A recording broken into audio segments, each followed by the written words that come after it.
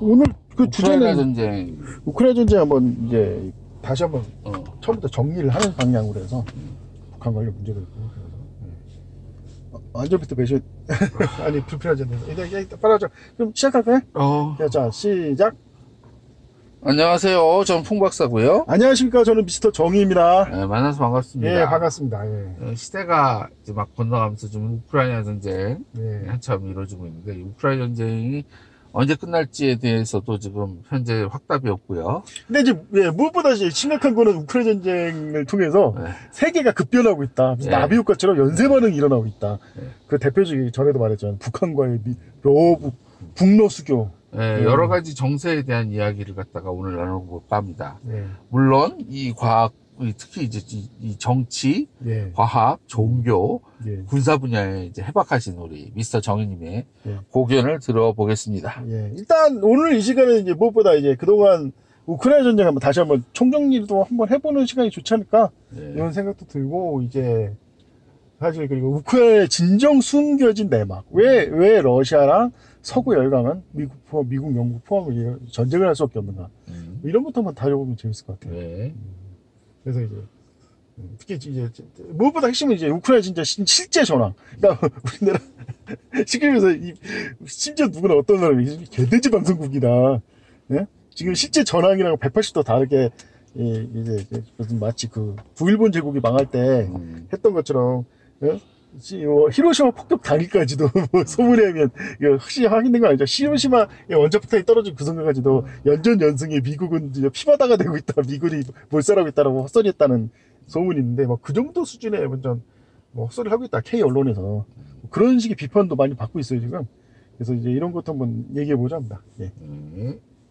자, 그러면 이제 일단 풍박사님 생각에는 이제 일단 우크라이나 전황에 대해서는 어떻게 알고 계시죠?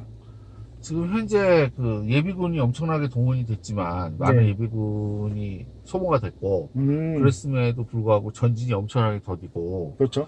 그래서 이제 공군 지원을 못 받아 그렇다고 막 떠들고는 있지만, 결국은 이제 탱크 전력이 정면으로 붙어가지고 상호간에 상당한 피해를 입힌 상태에서 거의 진전이 없다, 뭐 이런 상황이죠. 그렇죠. 이제 사실 진짜 전문가들이 비판하는 건 다른 게 아니라 바로 그거예요.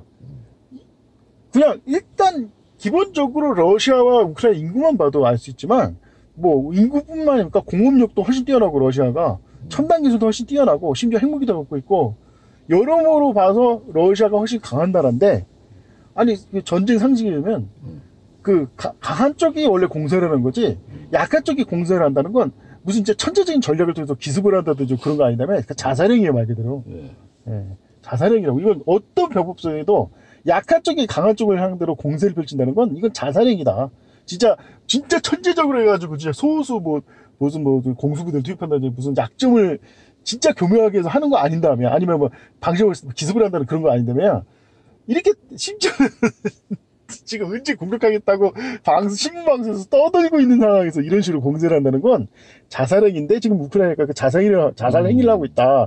그래서 저도 항상 비판했지만, 지금 애초에 이 전쟁에서 우크라이나가 패배할 수밖에 없고, 우크라이나 전황이 심각한 최고의 이유는 지도층이 멍청해요. 더 멍청한 것 플러스 더 심각한 건 지도층의 목표는 전쟁의 승리가 아니에요. 그 서구 열강의 체면을 살려주는 게 더 중요해요. 그러니까 우크라이나 내부에도 이제 잘루치니 같이 그래도 총사령관이 굉장히 괜찮은 군인이다, 생각 있고 뛰어난 장군이라는 사람들도 계속해서 이런 식의 공세를 반대했던 게 뭐냐면, 일단은 첫째, 공세를 할 때는 하더라도 몸집을 불려야 된다.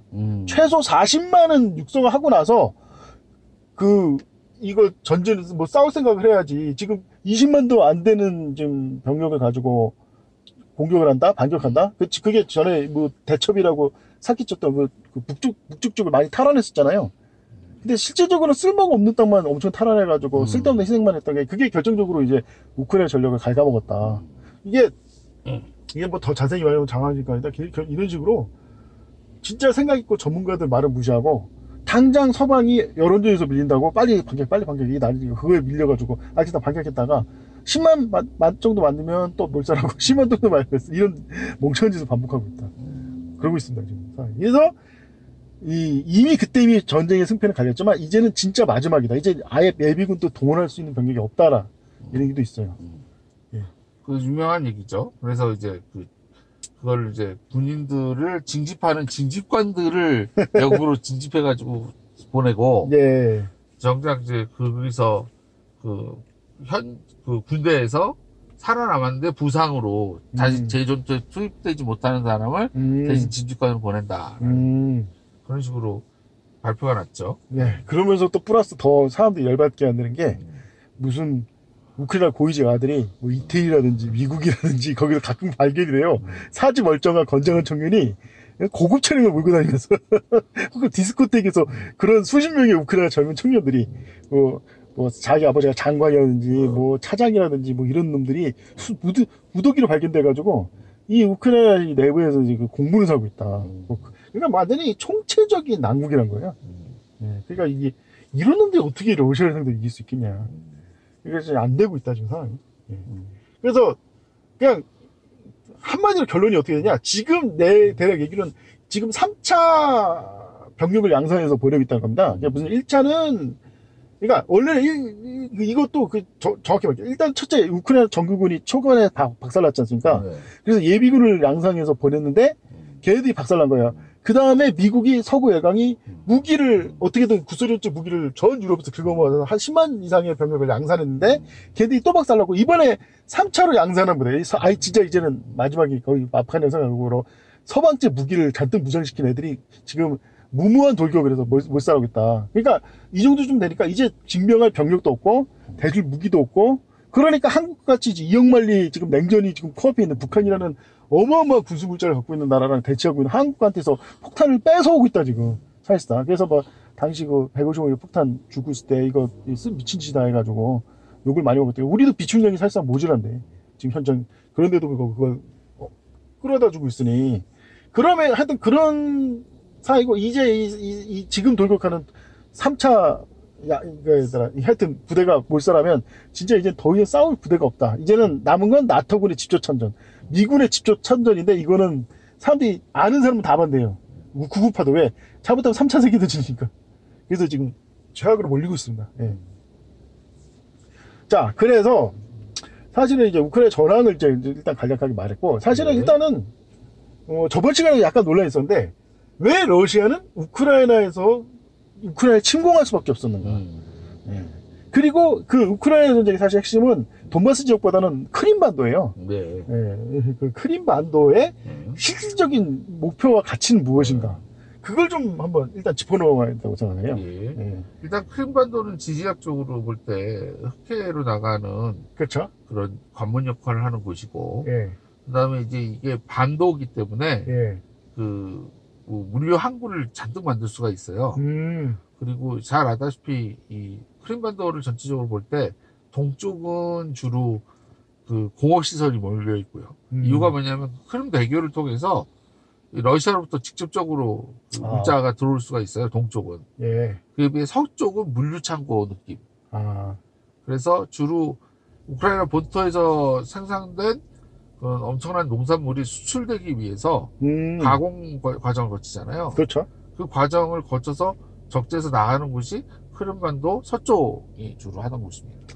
그렇군요. 근데 이제 크림반도 자체를 러시아가 뺏어간 이유가 사실은 크림반도에 러시아계의 사람이 많이 살아요. 그리고 이 크림반도에 있는 많은 공업시설들을 구소련이 지어준 것들입니다. 그렇죠. 예. 그러다 보니까 이거 내 거 아니냐 이렇게 된 거죠. 일단은 제가 이제 많은 서방 언론이나 우리나라 언론도 그렇고 많은 서방 언론들이 이제 사실상 배제하고 있는 가장 심각한 오류가 뭐냐면은 사실 이 우크라이나 침공의 제일 목표는요. 러시아의 제일 목표는 안보예요. 그거를 많은 사람들이 이제 의도적으로 회피하는 걸 많이 느꼈습니다. 그러니까 안보가 직접적으로 위협을 받기 때문에 러시아가 침공을 선택했고 이거는 사실은 이미 정상 아는 사람 다 알아. 이거는 국제사회에서 당연한 관례로 인식되고 있다. 왜냐 이걸 처음 시작한 나라가 어디입니까? 바로 미국의 쿠바 사태거든요. 그때 솔직히 지금 러시아 우크라이나 침공에 대해서 사람들 이제 비판하지만 솔직히 이건 양반이에요. 미국은 아예 쿠바 침공도 아니야. 아예 3차 세계대전 하겠다고 협박을 한 거예요. 그래, 아니, 실제로 유명한 쿠바가 공산화된 다음에 소련하고 붙으니까 소련이 잘 됐다 해가지고 여기다가 레이더 지금 미세먼지가 건설하겠다. 근데 핵을 거기다가 배치를 하겠다는 얘기는 안 했어요. 그런데 불구하고 미국이 아니 우리가 그걸 어떻게 믿어? 너희들 뭐 배치한다고 무조건 핵미사일 기지야. 용서 못해. 같이 죽어버립시다 그냥.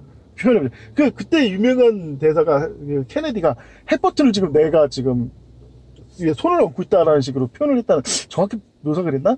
그래서 이제 그때 그래가지고 결국은 러시아가 양보를 했잖아요. 쿠바의 그 미사일 위치의 중요성 때문에. 근데 사실은 이제 우크라이나도 우크라이나인데 왜 이 크림반도가 중요하냐면은 여기서 이제 왜 크림반도가 안 보냐? 사실은 크림반도가 흑해 장악의 핵심이 요충지예요. 그러니까 아까 말한 대로 이제 근데 나도 처음에 왜 허구만한 곳 중에 크림일까 했는데 사실 알고 보면 같더라고요. 거기가 거의 반도기 때문에 방어하기가 쉬워요. 그러니까 옛날에 미국, 독일, 나치 2차 대전 당시에 나치 독일도 크림반도 그 유명한 세바스토폴이라는 요새가 있지 않습니까? 그거를 공격하는데 그 전설에 구스타프 그 열차포를 동원해요. 그 세계 인력수상 가장 거대한 대포라는 우르반트프가 약간 더 클 수도 있는데, 그 영상은. 그게, 그걸 왜 처음에 왜 만들었냐면, 그 유명한 마주선을 돌파하려고 만든 대포인데, 마주선을 우회해가지고 뚫린 다음에 쓸모없다가 그 세바스토폴의 그 방어무왕이 엄청나게 대단해가지고, 거기 공격하는데 해가지고, 진짜 요긴하게 썼다고는 얘기가 있습니다. 뭐 별 도움이 안 됐다는 얘기도 있지만, 진짜 엄청난 대포를 알렸어요, 그때. 그러다 보니까, 그러니까, 다시 말하면 그 대단한 소련 독일군도, 나치 독일군도 진군을 하기 위해서 그 구스타프 열차포까지 끌고 올 정도로, 반도다 보니까 방어가 굉장히 잘 돼 있는 거예요. 육상 병력은 거의 돌파가 불가능하죠. 그래서 이제 반도에다가 이제 여기다가 해군기지를 만들어서 흑해를 장악하고 있는데, 여기를 뺏기면 흑해를 잃어버리는 거예요. 근데 왜 흑해를 잃어버리는 게 심각하냐? 아까 전에 말씀드렸잖아요. 왜 우크라이나를 내줄 수 없냐고. 우크라이나다가 뭐 방공미사일 설치한다는 거, 거기다 핵미사일 같은 거 설치할 수 있잖아요. 흑해를 뺏기면은 흑해에 미국, 영국 함대가 대대적으로 몰려들 거란 말이에요. 그럼 그 배 안에 핵무기가 실려있는지 그냥 일반 방공무기가 실려있는지 누가 아냐 이거죠. 그러니까 이거는 우크라이나 차지하고 말 거 없어. 일단 흑해만 장악하면 우크라이나도 필요 없는 거예요. 그냥 거기다가 대규모 미사일, 이지스함 같은 거 갖춰놓고 심심하게 기분 나쁘다 싶으면 바로 쏴버리면 되는 거예요. 그러면은 너무 빨리 공격을 당하기 때문에 반격할 기회조차 없이 그냥 몰살한다 이거로, 모스크바가. 그래서 어떻게 보면 우크라이나보다 더 중요한 게 흑해를 내주면 안 되는데, 그 흑해를 만약에 크림반도를 뺏기면 흑해를 사실상 내줄 수밖에 없다. 그래서 무조건 크림반도는 안 돼. 무조건 크림반도 우리 거야 돼. 그래야지. 그게 이제 물론 뭐 어떻게 보면은 이게 영토 야심이나 영해 야욕 때문에 그런 것도 있지만 안보적으로도 굉장히 중요한 문제였다. 그래서 무조건 크림은 무조건 우리 거야 이렇게 하는 거다 이거죠. 그러니까 이제 뭐 100번 양보해서 러시아가 잘못했다라도 솔직히 이게 안보 문제다 보니까 러시아는 양보할 수 없는 거예요. 다시 말해서 양보를 한다는 거 그 러시아의 멸망으로 생각하고 있다 아예. 그러니까 차라리 러시아가 망할 때 망하더라도 일단 싸워보긴 하자는 마음으로 싸우기 때문에 지금 우크라이나 전쟁이 적당한 선언에서 절대 끝날 수 없다. 다시 말해서 러시아가 안보를 반드시 확보한다는 전제가 성립이 안 되면 어떤 식으로 끝날 수가 없다. 러시아 입장에서는. 그런 이제 절박한 상황이 있다는 겁니다. 그래서 이제 러시아 우크라이나 전쟁이 어떻게 보면 어둠 속으로 지금 자꾸 빨려들어가고 있다. 저는 처음 이제 얘기할 때 잠깐 그 얘기를 한번 했지만, 러시아가 크림반도를 먹을 때, 사실은 우크라이나의 나토 가입이 정당화되는 그 효과가 있어요. 그걸 전혀 생각을 못한 거죠, 사실은. 왜 크림반도가 우크라이나 손에 있으면, 얘기한 것처럼 거기 있는 많은 그 자원이나 이런 게 러시아에 종속돼 있으니까, 한마디로 말해서, 얘 입장에서 러시아와 유착을 할 수밖에 없는데, 알토란 같은 걸 홀랑 빼가니까, 얘 입장에서는, 그럴 거면 러시아 필요 없어가 되는 거죠. 알겠습니다. 그래서 사실은 나토 가입을 해도 정당성이 생기는 건데, 그러니까 그 생각을 하고 크림반도를 뺏었어야 돼요. 그러니까 이게 크림반도를 멍청해서 러시아가 우크라이나한테 넘겨준 게 아니에요. 이게 일종의 따지고 보면 결혼 반지 같은 거예요. 아주 고가의 결혼 반지를 딱 준 거예요. 나랑 이혼하면 이거 내 도로 가져가겠어. 근데 그걸 도로 가져갔어. 이혼이네? 그럼 내 맘대로 딴 사람 딴 남편 고를 거야. 이렇게 된 거예요. 그거는 사실 저도 어느 정도 이해는 가는데, 네. 근데 결국 이 우크라이나 전쟁의 제일 심각한 본질이 뭐냐면은, 이제 러시아 자체가 보면 안 보지만 국제사회로 보면 우크라이나 전쟁이 말한 거 뭐냐면 제일 중요한 신뢰가 깨진 거예요. 그러니까 그렇죠. 그 품앗사님 말이 정당화 되면 딱 한 가지 조건만 전제가 돼요. 딱 나토는 그 그러니까 이게 서구 열강은 우크라이나 나토 갈 위에는 다른 걸 바라지 않는다. 예, 심지어 이제 크림반도 관련해서도 만약에 크림반도를 러시아가 놔뒀으면 나토도 우크라이나 나토 가입 안 시키고 놔뒀을 거다라는 그런 상호 신뢰관계가 전제가 돼야지 이제 성립이 되는 건데 그 사실 이 러시아 입장에서 이제 안타까웠던 건 러시아 이 서구 열강이 실수했던 게 그 구소련이 멸망한 이후에 서구 열강은 사실상 지킨 약속이 하나도 없어요. 제일 중요해 러시아를 대상으로.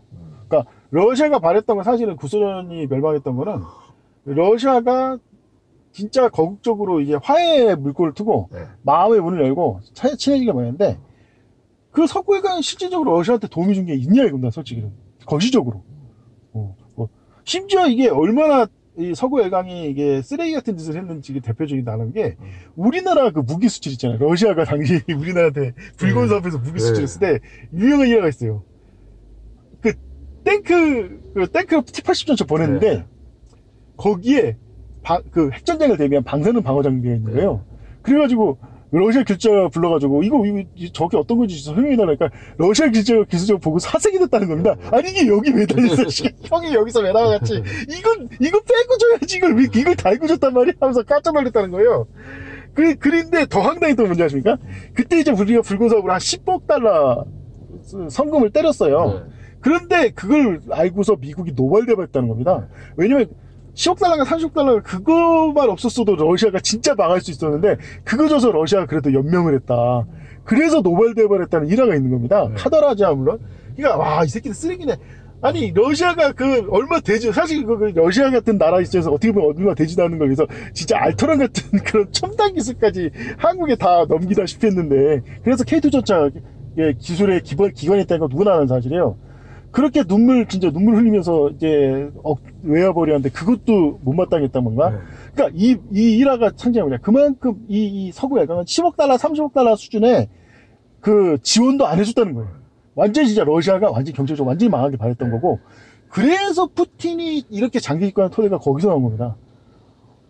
아무리 푸틴이 쓰레기 짓을 해도 그래도 옐친이나 그 친미파보다 훨씬 낫다. 그래도 이젠 나라다운 나라가 됐다. 이러다 보니까 사실 이번에 우크라이나 전쟁에서도 어렵지 않은 건 아닌데 막 그래도 이 우크라이나 전쟁이 버틴 게 사실 국민 동료가 가장 무서운 건데 러시아에서는 푸틴에 대한 그동안의 오랜 기간에 축적된 신뢰가 바탕으로 지금 전쟁을 하고 있어서 어렵다. 플러스 거기다가 이제 러시아랑의 신뢰도 문제지만 서구 열강이 이 우크라이나 전쟁 이후로 온갖 병신 꼴값은 진짜 웬만하면 이런 표현을 쓰기 진짜 병신 꼴값을 다 해요. 러시아 국민들을 그러니까 아예 스위프트를 배제를 해가지고 아예 러시아 국민들이 달러를 못 쓰게 해버린다는. 그래서 아니 제일 황당했던 게 아니 여행을 간 러시아 국민들이 어떻게 보면 러시아 입장에서 매국노인 미국 유럽으로 여행 간 사람들이 아니 거기서 외화를 써서 맥노짓을 하고 싶어서 아니 결제 안 됩니다. 막혔어. 심지어는 그래 그럼 돌아가야지. 돌아가는 참여도 못 쓰는 거예요. 그걸 보고 러시아 국민이 분기탱천해서 이거 서구 열강이 이제 보니까 러시아 푸틴 때문에 이게 이런 게 아니라 아예 러시아를 말살하려고 한다라는 인식이 퍼진 거예요. 일단 신뢰관계가 어쨌든 뭐 나름대로 내 말이 있었지만 일단 신뢰관계가 완전히 무너졌다 지금. 이것이 사실 전쟁의 본질이라고도 또 볼 수 있다고 생각합니다. 그렇죠. 네. 자 그래서 일단은 여기서 잠깐 한번 이제 풍어사한테 물어보신 게 혹시 그 앞으로 전쟁이 어떻게 될 것 같습니까? 일단은 원래는 이제 이걸 갖다가 종전으로 이끌려고 했어요. 원래는 G8 해가지고. 예, 맞습니다. 원래는 종전을 이끌려고 그랬는데 갑자기 우리의 그 윤모식이 대통령이 나와가지고 맞아요. 갑자기 뭐 지원을 얼마 한다 뭐 혈맹이다 막 갑자기 우크라이나를 방문해가지고 뭐 열과성을 다해서 돕겠다 막 이래 나와버리니까 갑자기 이제 다 죽어가는 이제 불 끄면 끝나는데 거기다 갑자기 기름 부어가지고 다시 불을 지펴버린 거예요. 맞습니다. 예. 그래가지고 이제 얘네들이 아주 난감해 하는 거죠. 그렇죠, 사실. 지금, 빨리 이제 이 종전을 하고, 평화협정하고, 도로 가스 틀고 이렇게 해야 되는데 예. 이 겨울이 다가오지 않습니까? 그렇죠. 네. 아 맞아, 진짜 겨울이 다가오네. 이제 진짜 걱정. 진짜 말 그대로 동장군이 시작됐네. 그 네. 스탈린그라드 전투를 연납케 하는. 아 푸가스 진짜 지적을 잘했네요. 이제는 저번 겨울이야 어떻게 버텼다 쳐. 뭐 생각보다 안 추웠다느니 이번 겨울 진짜 어떻게 할 거예요? 그때 푸틴이 재미난 얘기를 했어요. 석유도 싫다. 원자력도 싫다. 그럼 뭘로 남아갈 거야? 장작으로 남아갈 거야? 그때 생각보다 또 그게 헛소리가 아닌 게 북유럽이 또 생각보다 장작이 많아요. 산림지대가 많아가지고. 그래서 요즘 독일을 포함한 북유럽 지역에서 장작 사업이 또 화랑을 띠고 있다. 뭐 이런 얘기도 있고. 자, 그래서 일단 이제 여러 개 그 블록들 있잖아요. 예. 전 세계적으로. 예. 유럽 블록 입장에서 과연 미국 편을 계속 들어줄 게 이익인가라는 얘기를 슬슬 하고 있어요. 그렇죠. 예. 근데 가장 결정적으로 뭐냐면 유럽이 먹고 사는 이유 중에 하나가 뭐냐면 싼 에너지를 러시아로부터, 싼 공산품을 중국으로부터, 그렇죠. 싼 노동력을 중동과 아프리카로부터. 예. 네, 이렇게 해가지고 사실 먹고 사는 게 유럽이에요. 그렇죠. 지금 그렇죠. 그런 식으로 복지도 했죠. 네. 예. 그런 식으로 해가지고 이제 다 그걸 하고 있었는데 지금 현재 이것 때문에 완전히 이 상황이 다 틀어진 거고. 그렇죠. 에너지 끊겨. 그래서 에너지를 미국으로 수입해 오는데 당연히 에너지 값 비싸죠. 예. 거긴 파이프로 그냥 바로 오는데 여기는 이걸 액화해서 다시 배에 실어서 와가지고 도로 다시 기체화해가지고 쓰니까. 예. 게다가 얘기한 것처럼 중국하고 또 관계를 또 끊으라고 하는 바람에 싼 공산품이 또 사라지기 시작했다고 하더라고요. 오죽하면 그것 때문에 열받아가지고 우리는 미국의 노예가 아니야. 네. 우리는 디커플링 안 할 거야. 우리 디리스킹 할 거야. 해가지고 미국조차도 이제 우리도 디커플링이나 리스킹입니다. 이라고 할 정도로 이제 무릎의 반발이 막 크게 달했었죠. 그러니까 지금 현재 이제 문제가 뭐냐면 러시아가 지금 달러 거래가 안 되니까 그걸 이제 위안화 거래를 하라고 자꾸 해가지고 그 위안화 거래를 튼 거예요. 그러니까 이제 이 중국이 러시아 5만 걸 다 지가 먹겠다고. 왜냐하면 지금 위안화를 들고 가서 다 살 수 있잖아요. 그렇죠. 그래서 그 짓거리를 지금 하려고 하는 것 때문에 열받았다는 거예요, 러시아가. 네. 그래가지고 그래서 이제 접근을 어디 있냐면 인도랑 접근을 한 거예요. 인도를. 예. 재미난 건 뭐냐면 인도가 지금 친서방입니까? 아니면 친러시아입니까? 그냥 인도로 알고 있습니다. 인도가 아주 애매한 처지를 위치를 선언하면서 지금 서방에서 받아볼 거 다 받아먹고 또 러시아나 러시아에서 받아볼 거 다 받아먹어요. 예, 알아요. 중국하고 러시아는 중국하고 인도는 서로 간에 국경 분쟁이 있기 때문에 사실 그 중국산을 거기를 안 받아들이려고 해요. 그렇죠. 근데 이제 얘기한 것처럼 중국 못지않은 인구를 가지고 있는 인도기 때문에 사실 인도도 그런 식으로 세계 공장으로 발전할 가능성이 있습니다.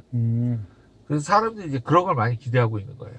물론 이제 저는 이제 그거 입장에서는 회의적인데, 왜냐면은 애초에 몇 번이나 강조했지만 실크로드, 그러니까 이미 로마 제국 시대부터 실크로드잖아요. 왜 그게 2000년 동안 안 바뀌었냐? 왜 2000년 동안 이 실크로드가 인도로드로 안 바뀌었냐? 그거는 이게 민족성의 문제가 있어가지고 어렵다 사실은. 뭐 그렇게 말하고 있지만 그건 뭐 나중에 또 얘기하기로 하죠. 일단은 또 그게 있어요. 지금 애매한데 인도가 기술 천대가 좀 있어요. 그렇죠. 그게 가장 큰 문제예요. 기술자를 천대합니다. 맞아요. 그러니까 이거는 이제 뭐 계급상으로 보면은 사실 보통 우리 생각에 기술자 그러면 적어도 중급은 될 거라고 생각하는데 우리나라도 이제 중인이라고 해서 어느 정도 우대를 해줬잖아요. 최소한 양민보다 높은. 근데 거기서 천민 취급하거든요. 시계도 불가촉이라는 얘기군요. 그래서 이게 어떤 그 디자인이나 이런 제품들이 막 많이 발달해서 기술자가 막 우대받는 것 같지만 사실은 기술자를 착취를 해요. 사실은 이제 그 부분에서 좀 유명한 일화가 있는 게 그 현재 미국 IT 업계 사장 하는 인도인들 많잖아요. 그 사람들한테 성경 비교를 물어보면 몇 명은 다는 아닐지 모르겠지만 상당수가 이렇게 말합니다. 내가 미국 와서 제일 처음 감동받은 게 하루 20시간 내내 마음대로 컴퓨터 쓸 수 있다는 거에 감동받았다. 그러니까 자기네 컴퓨터를 돌려서 쓴 거야, 여러 명이랑. 시간별로 나눠가지고. 그런데 미국에서 20년간 하루 종일 컴퓨터 쓰다고 해서 제일 먼저 한 게 하루 종일 컴퓨터를 했다. 일 막 공부하고 그걸로. 그런 사람들이 성공을 하는 거다. 그럼 어떤 사람들이겠냐. 그래서 인도에서 어떤 사람들이 성공하겠냐. 불가촉에 가까운 천일을 받으니까 내 공부에서 이걸 원한을 갖겠다. 뭐 이런 사람들이 성공하는 거다. 뭐 이런 얘기도 있더라고요. 예. 하여튼 재밌네, 그것도. 그래서 신분제 때문에. 근데 이제 그거에 비해 이제 중국은 신분이 중요한 게 아니라 돈이 중요한. 그렇죠. 예. 그러다 보니까 이제 성향이 틀린 거죠. 사실은 관련해서 요즘 지금 이제 7나노 성공했다라고 막 핸드폰, 핸드폰이 유명한데, 그게 원래 그 TSMC에서 진짜 전문적인 최고 기술자가 있었는데, 그 사람이 TSMC 내에서 이제 왕따 당해가지고 삼성으로 왔다가, 삼성 와서 일하고 한참 일 잘하고 있는데 TSMC에서 막 고발해가지고, 삼성 일 못해가지고, 이 중국의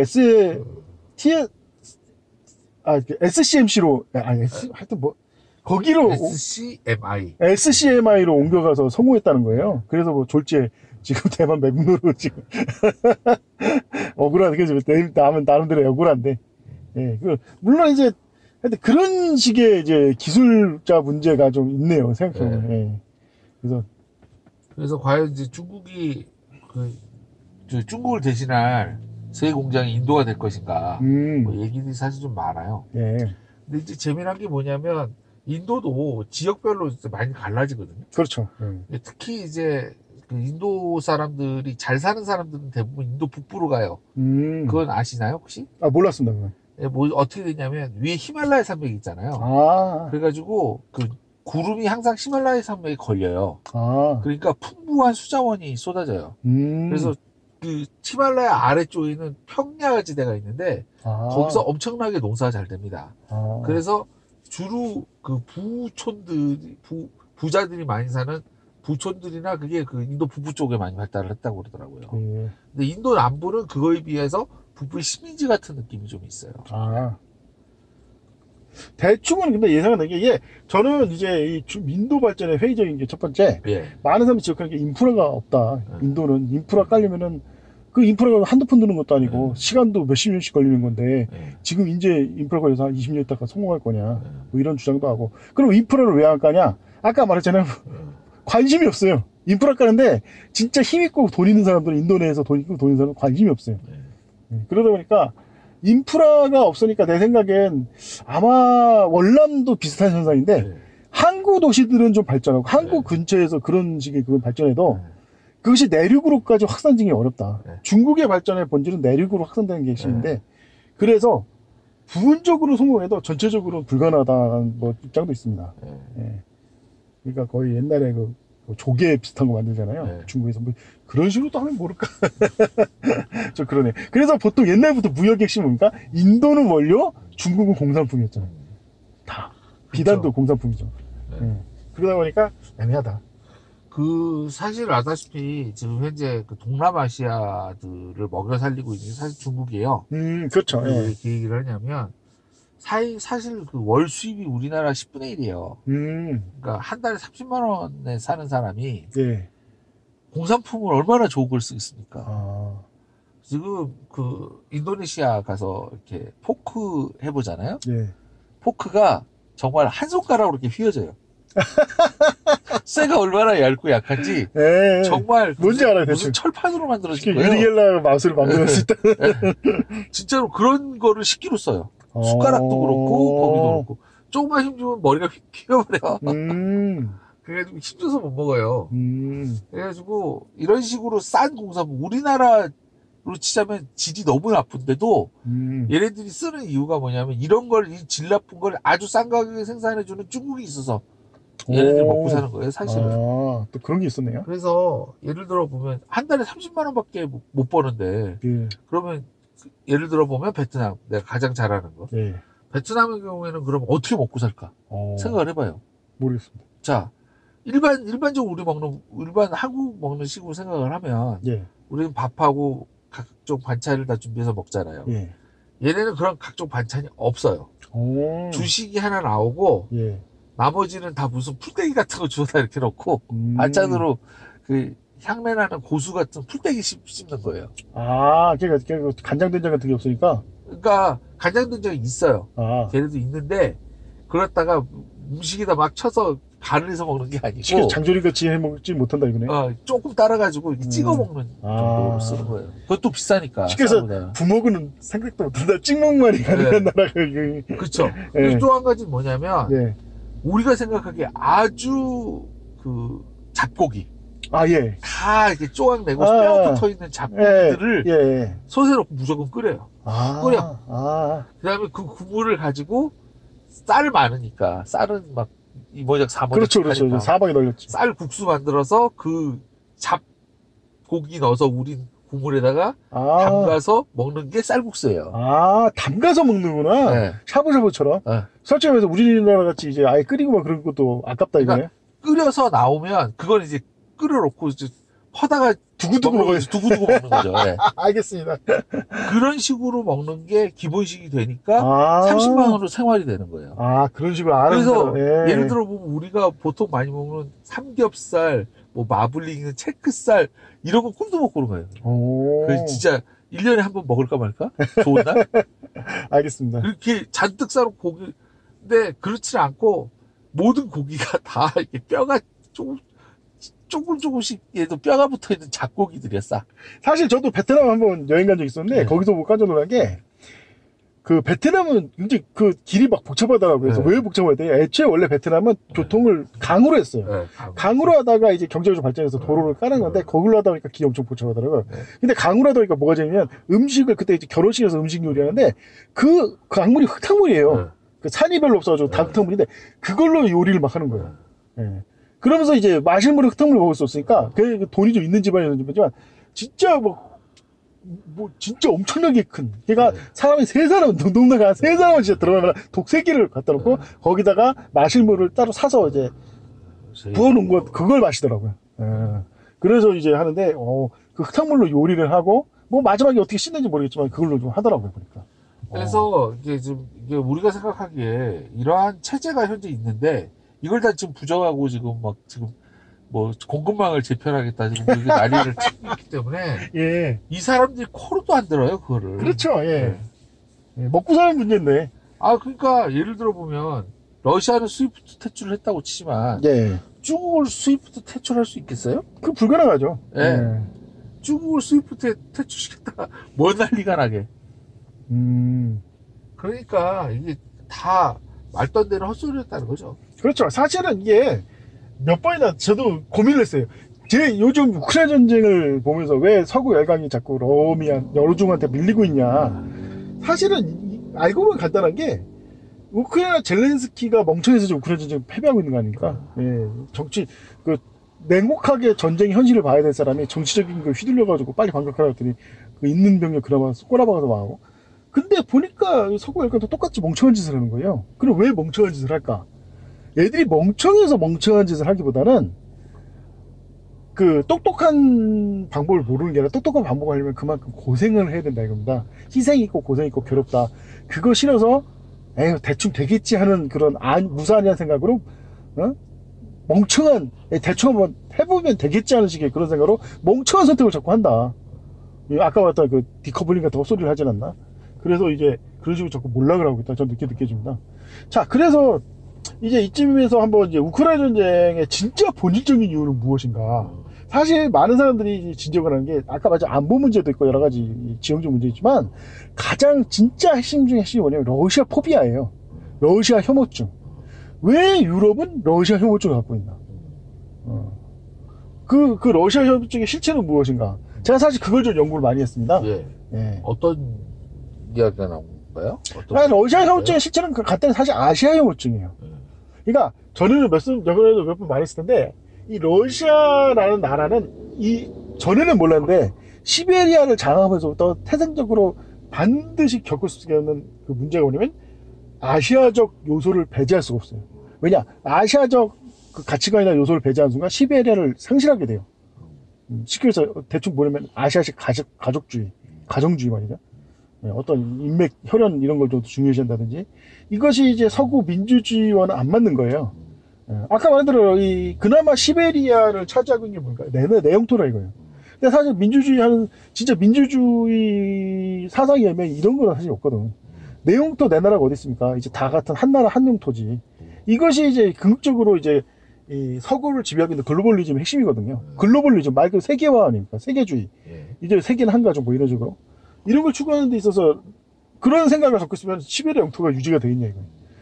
그 여러 가지 동토라든지 여러 가지에서 그래서 애초부터 러시아는 이미 글로벌리즘 그걸 이전에 뭐 러시아 제국 탄생 때부터 그런 아시아적 요소가 강했고 그래서 항상 지금도 우크라이나 전쟁에서 이제 우크라이나 나치들이 주장하는 게 러시아는 말살해야 된다. 왜 러시아는 말살했냐? 아시아와 혼혈이기 때문에 말살해야 된다. 그러니까 이게 러시아 포비아의 핵심은 아시안 포비아예요.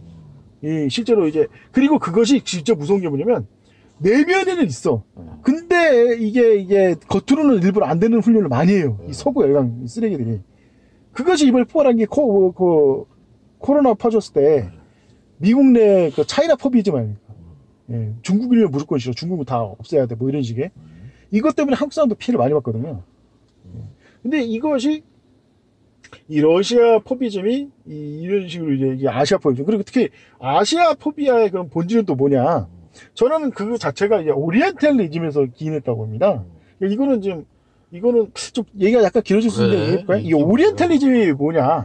사실은 오리엔탈리즘은 제가 이제 오리엔탈리즘을 연구하면서 충격을 받은 거예요. 오리엔탈리즘의 핵심이 뭐냐면 아시아를 신비하게 보고 아시아를 비하하는 게 뭐 오리엔탈리즘 해가지고 미국 유학 간 사람들이 엄청 분노한대요. 오리엔탈리즘 하면서 뭐 아시아는 바보, 아시아인들은 게을러 바보 뭐 이런 개소리 빤다는 거예요. 그래서 분노한다. 이 오리엔탈리즘 없애야 된다.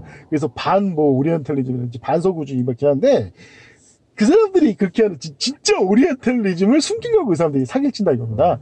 그 오리엔탈리즘 내가 연구하다가 진짜 충격받는 게 뭐냐? 오리엔탈리즘이 뭐냐? 혹시 소크라테스가 가장 유명한 말이 뭔지 아십니까? 아니, 너 자신 알라는 아니고. 아니, 너 자신 알라잖아요. 네, 내 자신을 알라. 네. 그리고 플라톤이 주장했던 건 이데아론 있잖아요. 네. 그럼 너 자신을 알라하고 이데아론이 말하는 게 뭘까요? 뭔가요? 간단해요. 너 자신을, 난 처음에 이게 뭔지 한참 헤매다가 역사를 보니까 너무 간단하더라고요. 소크라테스가 너 자신을 알라. 그럼 너 자신은 누구야? 너 백인 아니야. 무슨 백인? 미개하고 멍청한 백인.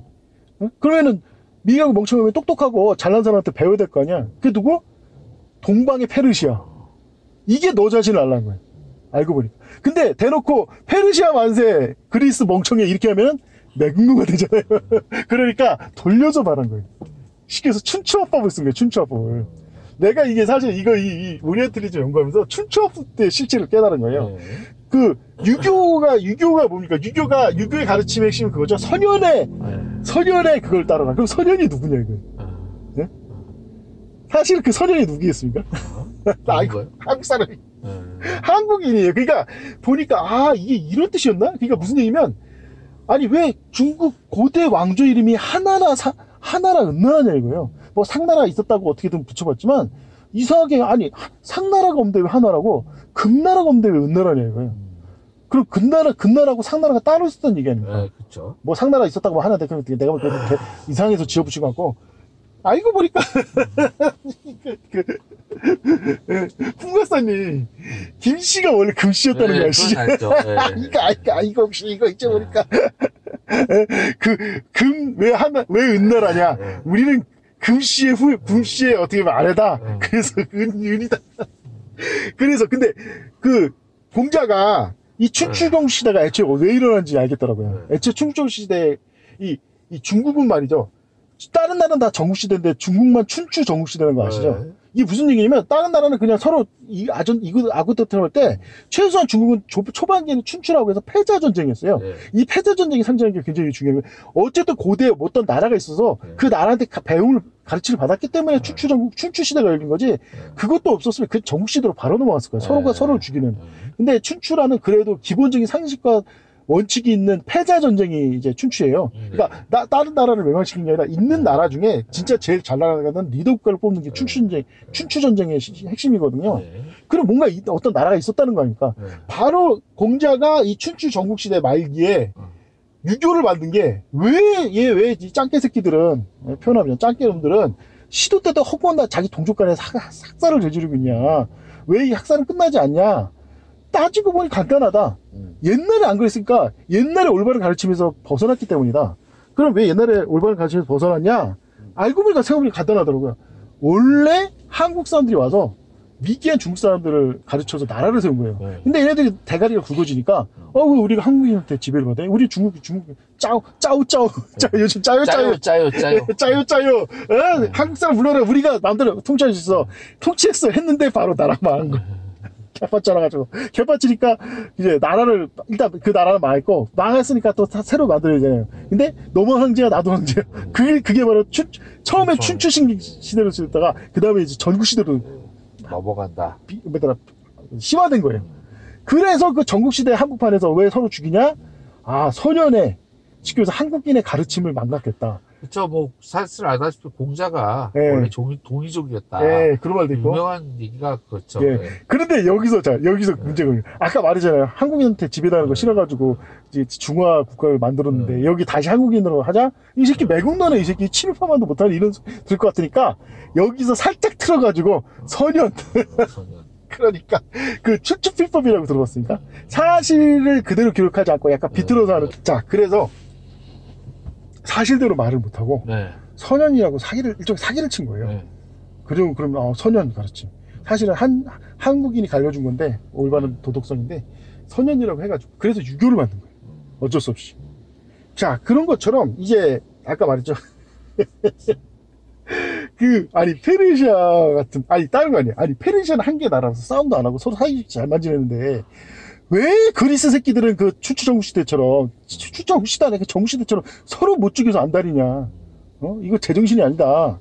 그러니까 소크라테스가 보고 결론 내린 거야. 옆에 페르시아 좀 보고 배우라. 네 주제를 알라. 네 미개한 백인 새끼들아. 맨날 싸우고 지랄아. 이게 잘한 거냐고. 근데 대놓고 페르시아 만세해버리면 아까 말했으니까 돌려서 내 자신을 알라 이런 거고. 플라톤이 소크라테스 제자로서 그렇지 배워야지. 이디아가 있어. 우린 이디아를 따라가야 돼. 이디아가 뭐였어? 이래? 페르시아인 거야. 위대한 정신. 네, 위대한 이선적 국가. 페르시아. 짜요. 페르시아 짜요. 그런데 여기서 이게 이러다 보니까 이렇게 막 외치다 보니까 여기에 현혹이 된 사람이 나타난 거예요. 이 플라톤 아리스토텔한테. 그렇지, 내 자신을 알아야지. 그렇지, 페르시아지. 그게 누구겠냐 이거. 바로 그게 알렉산더 대왕 아버지 필리포스예요.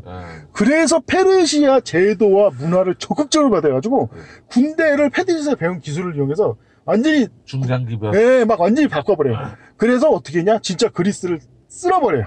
통일해버려요. 봐라 이거다. 이게 바로 오리엔탈리즘입니다. 아시아 미개한 백인에서 위대한 아시아를 배워서 위대한 아시아인 같은 위대한 나라를 만들자. 올바른 사람이 되자. 이게 오리엔탈리즘인 거예요.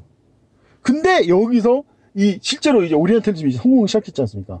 근데 여기에 반감을 푼 반군이 나타난 거예요. 그게 바로 아리스토텔레스 겁니다. 그래가지고 아리스토텔레스가 우리가 뭐가 못나서 페르시아 앞잡이거든. 우리가 뭐가 잘 못났어? 우린 위대한 그리스야. 막 해가지고 얘한테 교육을 받고 여기에 세뇌된 안타까운 젊은이가 한 명 있어요. 그게 바로 알렉산더예요. 근데 이제 이 아리스토텔레스도 알렉산더도 핵심이 뭐냐? 바보는 아니에요. 왜냐? 정면으로 하면 절대 페르시아를 못 이깁니다. 그러니까 재미난 거 그전까지 연전연승을 했던 거죠, 그리스가. 그러니까 그리스가 왜 연전연승을 했겠냐 이겁니다. 그러니까 이거 왜냐면 실제적으로 국력하고 실제 전쟁한 거는 근본적인 차이가 있기 때문에 그래요. 전쟁을 사람들이 착각하는 것 중에 전쟁에 대해서 뭐 우리나라가 무슨 중국 침략한다 뭐 헛소리하는 사람들 이게 가장 기본적인 전쟁의 가장 기본 개념을 사람들이 모르고 있어요. 그게 뭐냐? 전쟁은 도박이에요. 전쟁은 목숨이 왔다 가다. 그러니까 기습에 한 번에 무너질 수 있는 식의 근본적인 건 도박이에요. 도박이다. 그러니까 도박에서 사실 엄밀히 제일 중요한 게 뭔지 아십니까? 뭐요? 눈치예요. 봐서 지금 올인하면 이길 수 있겠다. 이런 진짜 어떻게 보면 참 미묘하지만 이 눈치 보는 게 가장 중요한데 아리스토텔레스랑 알렉산더가 고민했어요. 어떻게 하면 진짜 페르시아를 이길 수 있냐. 무조건 이겨야지 백인 위대한 할 수 있는데 솔직히 정상적인 방법은 절대 못 이겨요.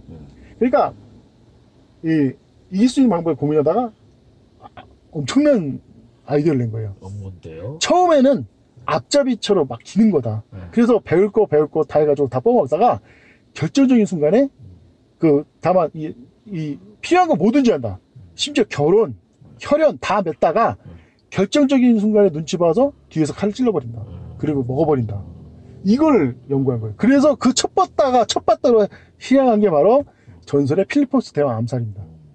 그러니까 오리엔탈리즘주의자였던 필리포스 대왕이 완전히 페르시아 빠돌이니까 얘가 있는 이상 절대 오리엔탈리즘은 이길 수가 없다. 어떻게 하냐? 결정적인 순간에 암살하고 암살자도 죽이고 자기가 왕이 되어버린 거예요. 그러면서 이제 진정한 헬라 제국이라는 걸 만들죠. 바로 헬레니즘이 오리엔탈리즘을 대항하는 그 이론으로 만들어 놓은 거예요. 헬레니즘 핵심이 뭡니까? 세계주의. 페르시아? 그딴 거 있어. 세계주의. 우리는 세계는 하나. 우리는 글로벌. 우리는 다 같은 한 가족. 이렇게 하고서 결정적인 순간에 이거나 먹거나 한 다음에 이제 백인 최고.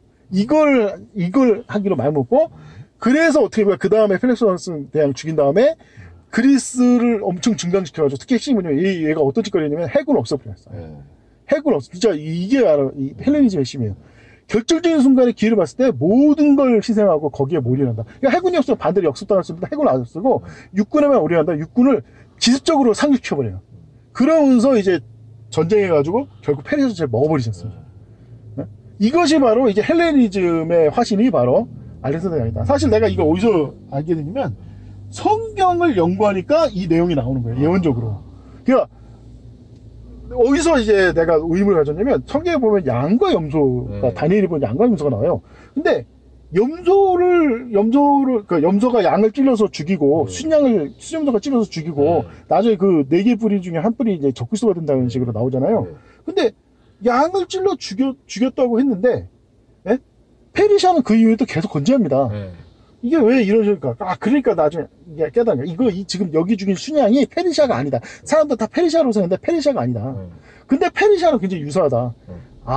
오리엔탈리즘. 그렇죠. 바로 필리포스 대왕을 말하는 거예요. 이 사건을 기초, 이 순양을 찔러주니까 페르시아의 빠돌이었던 필리포스 대왕을 죽이면서 이 그리스를 비롯한 백인 전체의 사상은 무조건 헬레니즘이 지배하게 된 거예요.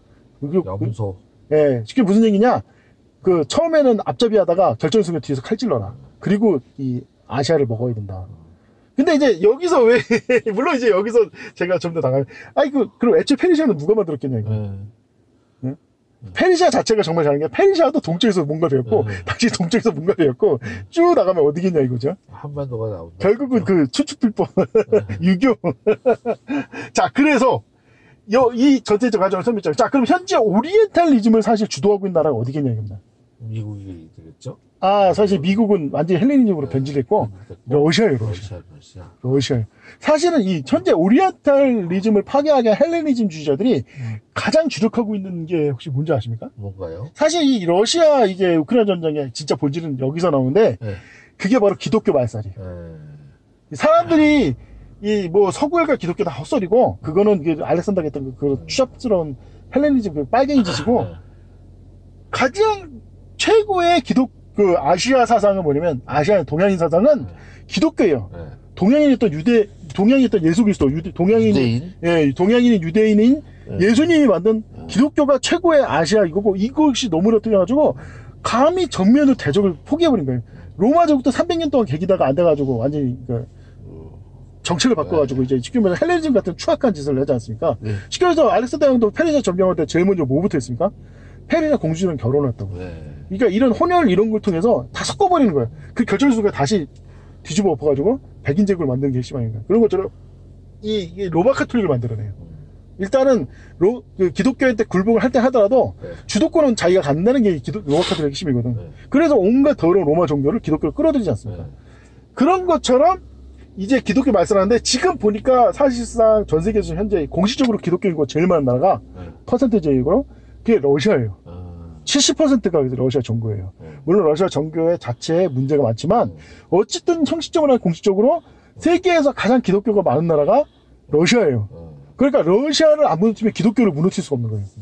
이거를 미국 내의 우크라이나 반전주의자들도, 그러니까 반전이 뭐냐면 러시아 물러나가 아니라 제발 우크라이나한테 지원을 하지 말라.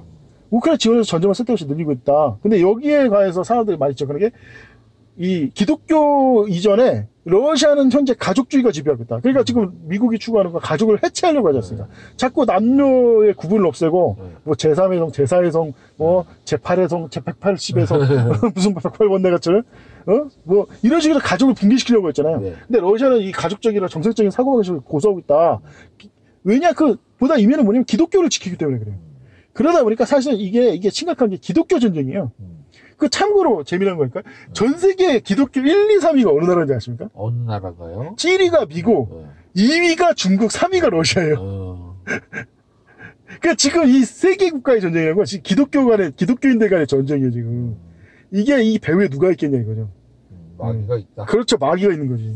기독교인들이 서로 싸우다 죽으라고 멍청한 미국을 데리고 내서서 기독교인들 간의 전쟁을 하고 있다.